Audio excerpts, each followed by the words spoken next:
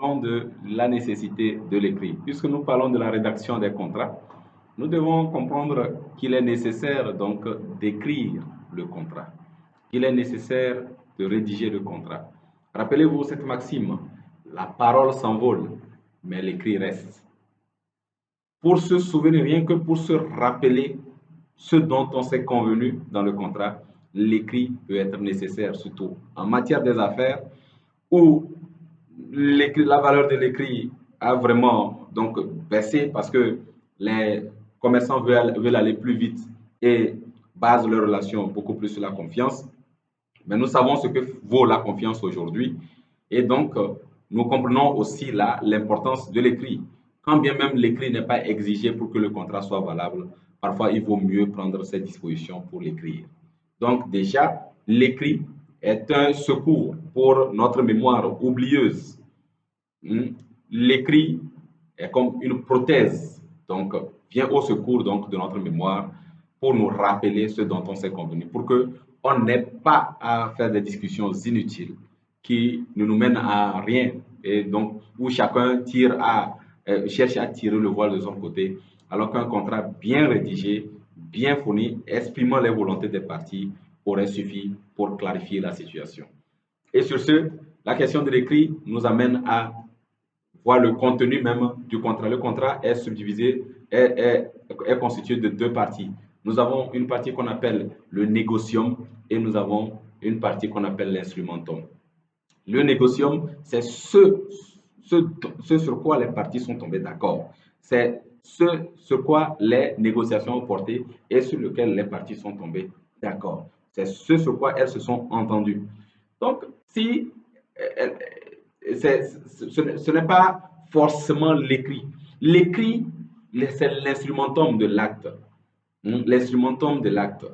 Donc, en matière maritime, on va appeler l'écrit, dans le contrat d'affrètement, on va parler de chaque partie. Ou bien dans le contrat de transport maritime, on va parler notamment du connaissement ou du BL, Bill of Lading. Dans le contrat de transport aérien, on va parler de LTA, lettre de transport aérien. Ou dans le cas de transport par route, on va parler de lettres de voiture. Donc, c'est l'écrit là qui prend un nom. C'est l'instrumentum, c'est le support en réalité.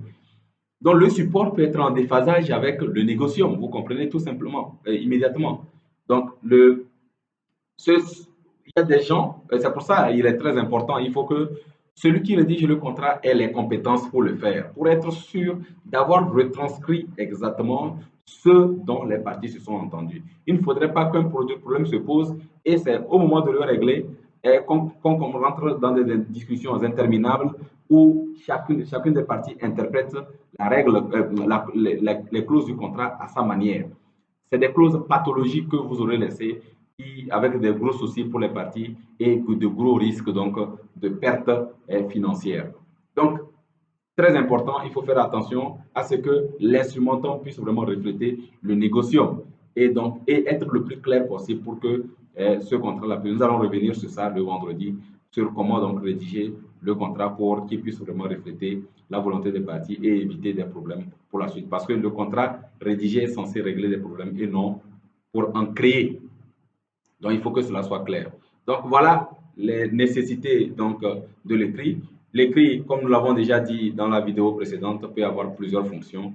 Il peut être exigé à titre donc, de validité même du contrat. Par exemple, pour la vente de certains immeubles, on exige l'écrit. Sans l'écrit, le contrat n'existe pas. Et en matière civile, à partir de certains montants, l'écrit est exigé donc pour pour que le contrat soit valable, hein, la validité, on parle même de la validité donc, du contrat.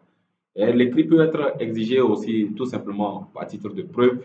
Et donc, dans ces conditions, même s'il n'y a pas écrit, le contrat est valable. Seulement que quand il y a un problème, ça devient difficile de faire la preuve sans l'écrit.